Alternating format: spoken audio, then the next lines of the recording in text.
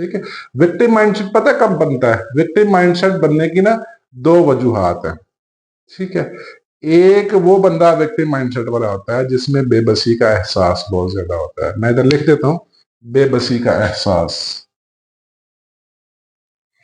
या इधर मैं लिख देता हूं हेल्पलेस फीलिंग।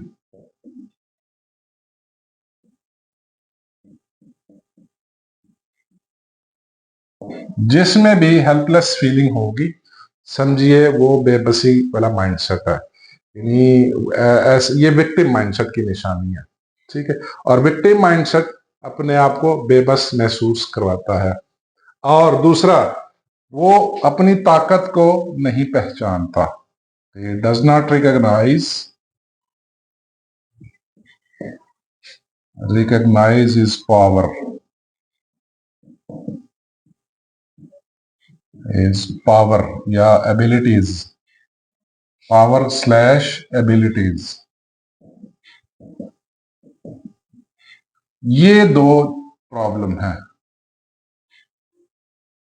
क्वेश्चन ये है कि हम विक्टिम माइंडसेट कब बनते हैं, यानी कब हम शिकार हो बनते हैं, ठीक है। आप सिर्फ दो सूरतों में शिकार बनते हैं।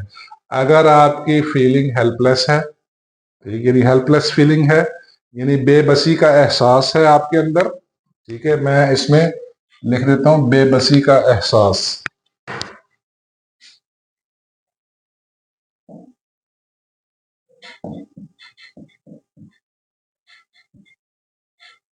जब आप में बेबसी का एहसास है यानी हेल्पलेस फीलिंग है, और जब आपको अपनी ताकत का इल्म नहीं है, आपको अपनी सलाहियत का, काबिलियत का इल्म नहीं है, तब आप शिकार बनते हैं, तब आप विक्टिम बनते हैं। एल्स अदरवाइज इंसान विक्टिम नहीं बनता। तो ऐसे स्टेट में इंसान ये सोचना शुरू कर देता है कि हमारी कोशिशें नाकाफी हैं, ठीक है, हमारी ताकत नाकाफी है, हम कुछ करेंगे भी तो उसका कोई अच्छा नतीजा नहीं आएगा। ये बड़ा गलत एहसास है, ठीक है। मैं अगेन इसलिए कह रहा हूं कि आप सम टाइम